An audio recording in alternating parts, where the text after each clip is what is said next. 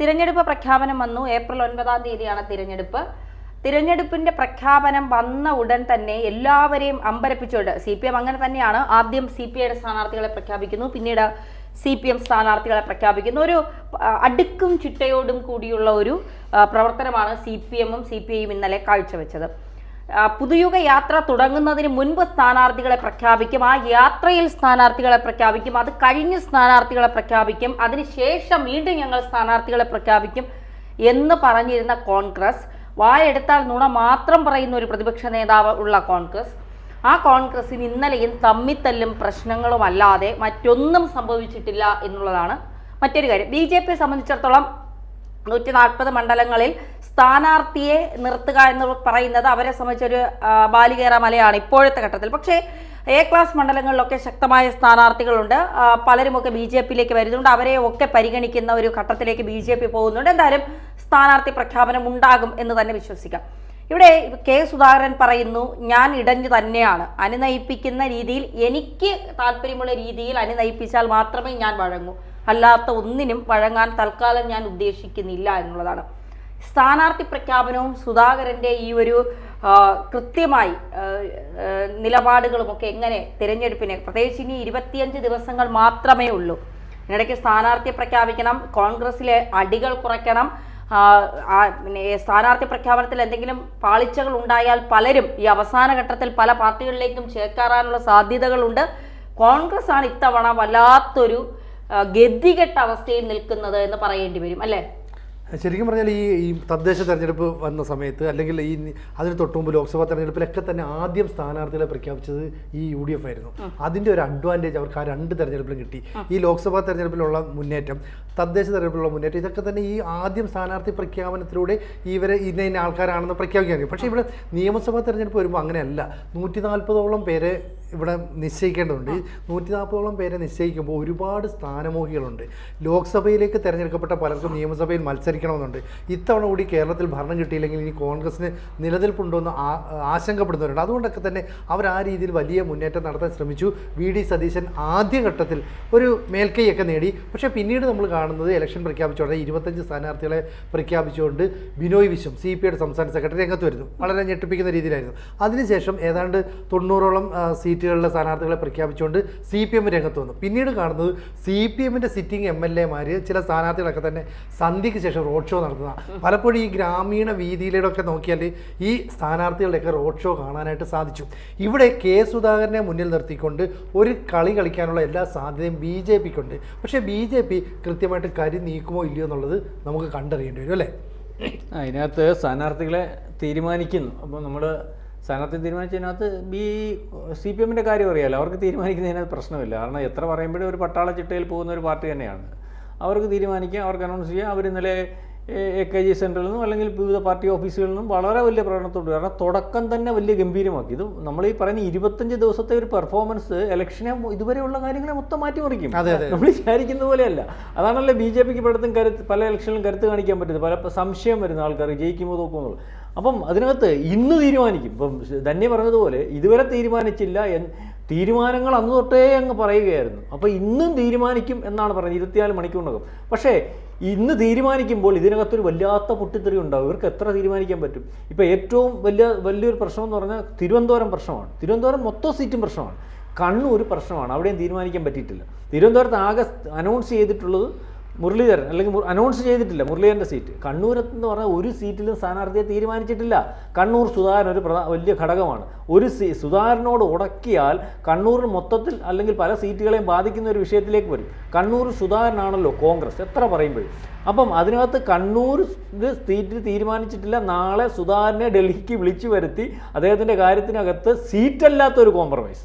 ഇനി അവിടെ ചെന്നിട്ട് പണ്ടത്തെ കൂട്ട് KPC പ്രസ്ഥാനം പോയിട്ട് വന്നപ്പം സമാധാനത്തെ വന്നതുപോലെ വരുമോ എന്ന് എനിക്കറിയത്തില്ല. സീറ്റല്ലാത്തൊരു കോംപ്രമൈസ്. അപ്പോൾ സീറ്റല്ലാത്തൊരു കോംപ്രമൈസ് എന്ന് പറയുമ്പോൾ അങ്ങനെ വന്നാൽ കോൺഗ്രസ് രക്ഷപ്പെട്ടു, മനസ്സിലാകുന്നില്ല. ഇല്ലെങ്കിൽ സുധാകരൻ മത്സരിക്കുന്ന ഒരവസ്ഥ വരികയും സുധാകരൻ BJPക്കാരനാകാൻ തീരുമാനിക്കുകയും ചെയ്താൽ എന്നിട്ട് സുധാകരന് വല്ലാത്തൊരു ഭാവിയുണ്ട്. എന്താണെന്ന് പറയാം, സുധാകരൻ ആദ്യമേ പറയുക ഞാൻ മത്സരിക്കും, ജയിച്ചാൽ പുള്ളി MLA, BJPയുടെ ഒരു MLA അതൊരു ആണല്ലോ. തോറ്റാൽ ഇയാൾ മത്സരിക്കുമ്പോൾ തന്നെ സുധാകരനെ കോൺഗ്രസിന് പുറത്താക്കേണ്ടി വരും. മനസ്സിലായല്ലോ. പക്ഷേ MP സ്ഥാനത്തുനിന്ന് പുറത്താക്കാൻ പറ്റത്തില്ല, ജനങ്ങൾ തിരഞ്ഞെടുക്കുന്നതാ. അപ്പോൾ പുറത്താക്കുമ്പോൾ പിന്നെ സുധാകരൻ ഫ്രീ MP ആയി. മനസ്സിലാവുന്നുണ്ടോ? പിന്നെ സുധാകരനെ തീരുമാനിക്കാം എങ്ങനെ മത്സരിക്കണം, എന്ത് വേണം എന്നുള്ള കാര്യം. സുധാകരൻ്റെ കുഴപ്പം കൊണ്ടല്ല, സുധാകരൻ കോൺഗ്രസിനകത്തുനിന്ന് ജനപ്രതിനിധിയായിട്ട് പുറത്തു പോവുകയല്ല, സുധാകരൻ കുഴപ്പം കാണിച്ചുകൊണ്ട് പാർട്ടി പുറത്താക്കുകയാണ്. അപ്പം ഈ പറയുന്ന ഇയാൾ BJPയുടെ കൂടെ കൂടുന്നു, BJP സ്ഥാനാർത്ഥിയാകുന്നു, അവിടെ നിന്ന് മത്സരിച്ചിട്ട് ജയിച്ചാൽ MLA, BJP MLA എന്നുള്ള രീതിയിൽ ആവും. രണ്ടാമത് തോറ്റാൽ ഈ പറയുന്ന അയാൾ MP ആണല്ലോ, BJPക്ക് പരിഗണിക്കാൻ പറ്റും, BJP കേന്ദ്രമന്ത്രിയാക്കാൻ പറ്റും. അപ്പം BJPക്കകത്ത് പോയാൽ ഈ അവസാന നാളുകളിൽ സുധാകരൻ ആഗ്രഹിക്കുന്നത് പോലെ വലിയൊരു പോസ്റ്റിൽ, ഇപ്പം അദ്ദേഹം ആഗ്രഹിക്കുന്ന ഒരു മന്ത്രി അല്ലെങ്കിൽ ഈ മുഖ്യമന്ത്രി എന്തായാലും ആക്കത്തില്ല, മന്ത്രി പോലും ആക്കാൻ, അതായത് മുഖ്യമന്ത്രി എന്നുള്ളൊരു ക്ലെയിമിന് ഒരാളെയും കൂടെ ഇറക്കാൻ UDF താല്പര്യപ്പെടുന്നില്ല, അല്ലെങ്കിൽ സതീശൻ താല്പര്യപ്പെടുന്നില്ല, KC വേണുഗോപാൽ താല്പര്യപ്പെടുന്നില്ല, രമേശ് ചെന്നിത്തല താല്പര്യപ്പെടുന്നില്ല.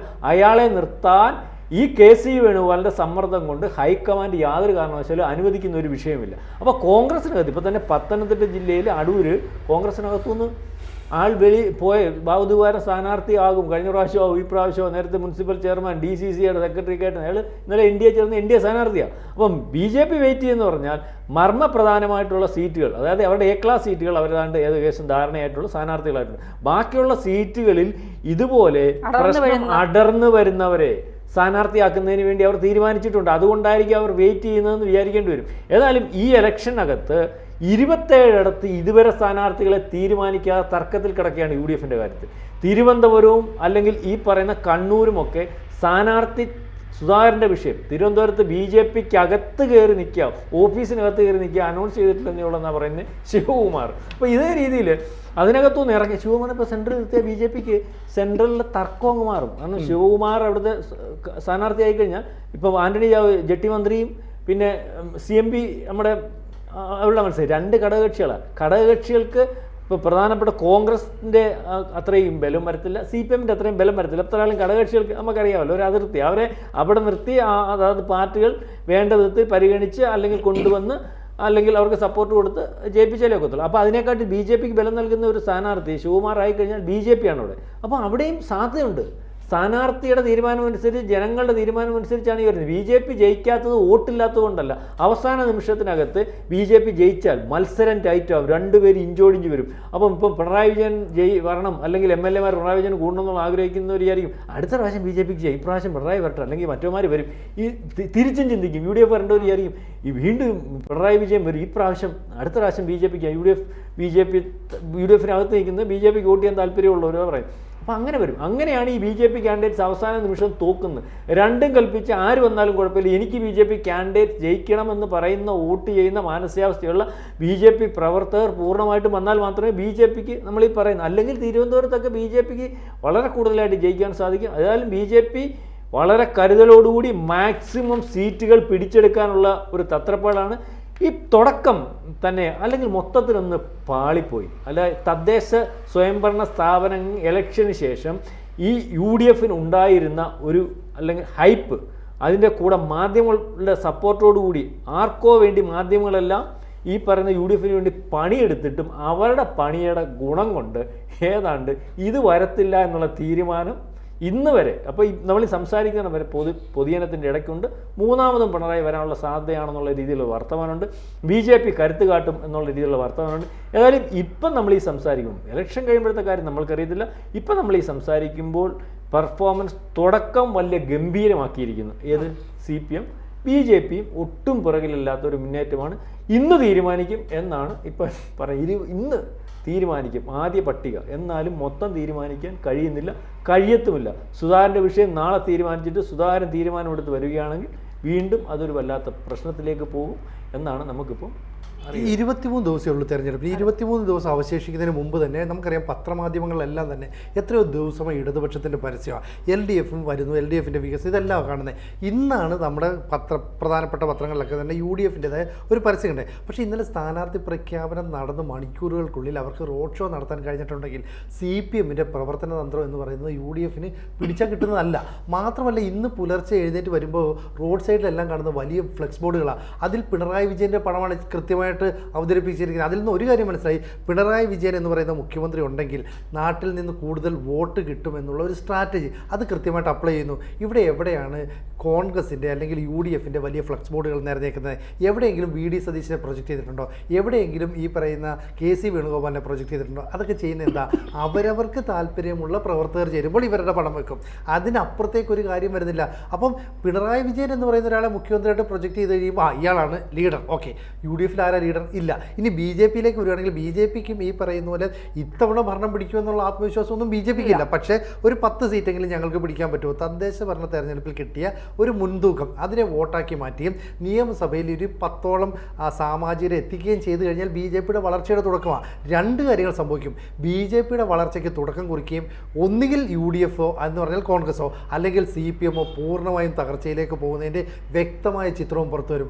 അതുകൊണ്ട് പരമാവധി തങ്ങൾക്ക് ആനുകൂല്യമുള്ള മേഖലകളിൽ സ്ഥാനാർത്ഥികളെ വിജയിപ്പിച്ചെടുക്കാൻ BJP എല്ലാ തന്ത്രവും സ്വീകരിക്കും. മറ്റുള്ളിടത്ത് ഈ പറയുന്ന പോലെ പുറത്തേക്ക് വരുന്ന ആളുകളെ പിന്തുണയ്ക്കുക. ഇപ്പോൾ CPMൽ ജനകീയനായ ഇപ്പോൾ G സുധാകരൻ, അമ്പലപ്പുഴ G സുധാകരനെ ഒന്ന് സപ്പോർട്ട് ചെയ്താൽ എന്തായിരിക്കും സംഭവിക്കുക? ഇനി K സുധാകരൻ, കണ്ണൂരിൽ K സുധാകരനെ BJP ഒന്ന് സപ്പോർട്ട് ചെയ്താൽ എന്താ സംഭവിക്കുക? പക്ഷേ ഇവർക്കാർക്കും ഈ BJPയുടെ പരസ്യമായ പിന്തുണ പേടിക്കാൻ ഇപ്പോഴും പേടിയാണ്. കാരണം ഇപ്പോഴും ഒരു തൊട്ടുകൂടായ്മയുണ്ട് BJPയുടെ കാര്യത്തിൽ. തൊട്ടുകൂടായ്മയല്ല സിനു, തൊട്ടുകൂടായ്മയൊന്നും ഇവർക്ക് ആർക്കുമില്ല. നാളെ കാലത്ത് BJP ഇവിടുത്തെ ലീഡിങ് ഇത് UDF LDF പോലുള്ള പാർട്ടിയാണ്, ജയിക്കുന്ന പാർട്ടിയാണെന്ന് ആത്മവിശ്വാസം വന്നാൽ ഒരു എത്തിക്സും ഇല്ല അതിനകത്തോട്ട് കയറി. BJP ആയതുകൊണ്ട് മാറി ജയിക്കുമോ തോക്കുമോ എന്നുള്ള ഒരു പ്രശ്നം. അതെന്താ വെച്ചാൽ നമ്മുടെ ഇവിടുത്തെ ന്യൂനപക്ഷ വോട്ടുകൾ വളരെ കൃത്യമായിട്ട് ഏകീകരിക്കപ്പെട്ടു. അവർ തീരുമാനിക്കുന്ന സ്ഥാനാർത്ഥികളെ വിജയിപ്പിക്കാൻ അവർക്ക് സാധിക്കും. അത് ഈ തദ്ദേശ തെരഞ്ഞെടുപ്പിൽ വളരെ കൃത്യമായിട്ട് കണ്ടു. ലോക്സഭാ തെരഞ്ഞെടുപ്പിൽ ഇടതുമുന്നണി അനുഭവിച്ചറിഞ്ഞു. അതുകൊണ്ടാണ് BJPയുടെ പരസ്യമായ നിലപാട് സ്വീകരിക്കാത്തത്. ഇനി BJPയുടെ പരസ്യമായ ഒരു നിലപാട് സ്വീകരിക്കാൻ ഇവർ വന്നു എന്ന് വെച്ചു, ഹൈന്ദവ വോട്ടുകൾ ഏകീകരിച്ചുകൊണ്ട് ഒരു പാർട്ടിയെ ജയിപ്പിക്കാൻ BJPക്ക് കഴിയുമോ? ഹൈന്ദവ വോട്ടുകൾ അതിൽ ഏറ്റവും വലിയ ഭഗീരഥ പ്രയത്നം എന്ന് പറഞ്ഞാൽ ചന്ദ്രനെ പിടിച്ച് വേണമെങ്കിൽ BJPക്ക് ഇവിടെ കൊണ്ടുവെക്കാം. ഹൈന്ദവ വോട്ടുകൾ കേരളത്തിൽ ഏകീകരിക്കുക, അവിടെയാണ് പ്രശ്നം. അതുകൊണ്ടാണ് BJP അത് ഹൈന്ദവ വോട്ട് ഏകീകരിക്കത്തില്ല. ആ ഹൈന്ദവ വോട്ട് ഏകീകരിക്കുന്ന ഒരു അവസ്ഥ വന്നാൽ ഈ സ്ട്രാറ്റജി മൊത്തം പൊളി. മനസ്സിലാവുന്നില്ല. അപ്പോൾ പക്ഷേ ഇപ്പം ആ ഒരു തോന്നലിലേക്ക് വന്നില്ല. തോന്നലിലേക്ക് ഒരു പരിധി വരെ വന്നിട്ടുണ്ട്, വോട്ടിലേക്ക് വന്നിട്ടില്ല. അത് കാലക്രമേണ വന്നോളൂ. കാരണം എങ്ങനെ ഇത് സംഭവിക്കുന്നതെന്നറിയാം. അപ്പം നമ്മൾ 10 പേരോടത്ത് നിൽക്കുകയാണ്. ഇപ്പം സിനു ഉൾപ്പെടെ 3 പേര് അങ്ങോട്ട് മാറി നിന്നാൽ ഈ 10 പേര് ഒരു ഗ്യാങ്, 3 പേര് ഒരു ഗ്യാങ്, നിങ്ങൾ പ്ലാൻഡായിട്ട് മാറി നിന്നായിരിക്കും. പക്ഷേ ഇവർ പ്ലാനിങ് ഇല്ലാതെ നിൽക്കുകയാണെങ്കിൽ പോലും പിന്നെ അത് പ്ലാനിങ് കൂട്ടമായിട്ട് മാറും എന്ന് പറഞ്ഞ ഒരവസ്ഥയിലേക്ക് ഇത് എത്തിച്ചേരും. പക്ഷേ ഇന്ന് എത്തിച്ചേരത്തില്ല, ഒരു 5, 10, 15 കൊല്ലം കഴിയുമ്പോഴത്തേന് എത്തിച്ചേരും. അപ്പം അതുവരെ കഥ. ഏതായാലും സുധാകരൻ്റെ കാര്യത്തിൽ സുധാകരന് ബുദ്ധിപരമായ തീരുമാനം എടുക്കേണ്ട സമയമാണ്. കാരണം ഇനിയുമില്ല സമയം, ഇനിയുമില്ല കാലം. കൂടുതൽ വാർത്തകളും വിശേഷങ്ങളും നിങ്ങളിലേക്ക് എത്താൻ ABC മലയാളം സബ്സ്ക്രൈബ് ചെയ്യുക, ബെൽ ബട്ടണും അമർത്തുക.